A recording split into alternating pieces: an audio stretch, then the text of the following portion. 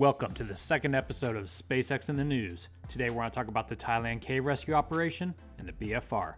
Let's get to it. So if you haven't been following along with this Thailand cave operation, what happened was about 16 days ago, a soccer team of 12 boys and one coach went missing in a cave. About 9 days after they went missing, they were found by cave divers. Now, how did they get trapped in a cave?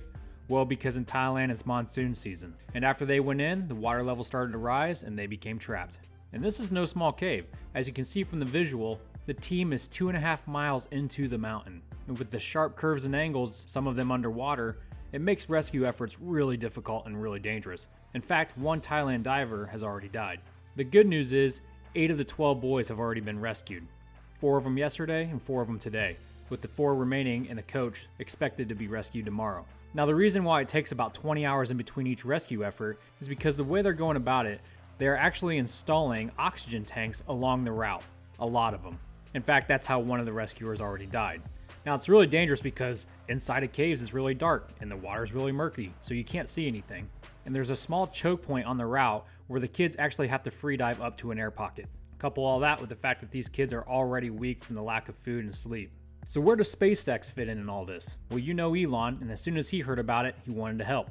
Right away, he sent over some SpaceX engineers to Thailand, and he got his team working on a little miniature submarine. Now, it's really impressive that they whipped this thing up in moments' notice. Now, as you can see, it's not for the claustrophobic. If you ever find yourself trapped in a cave that you walked into willingly, you're probably not a claustrophobic person. And at the posting of this video, the submarine is actually already in Thailand. Like I said earlier, there are 4 more boys and a coach to rescue, but Elon is unsure if the rescue team will actually use the submersible. Regardless, he did say whether they use it or not, they have learned quite a bit about the technology, and could use it for space travel to Mars as possible ejection pods. Hey, never let a good thing go to waste.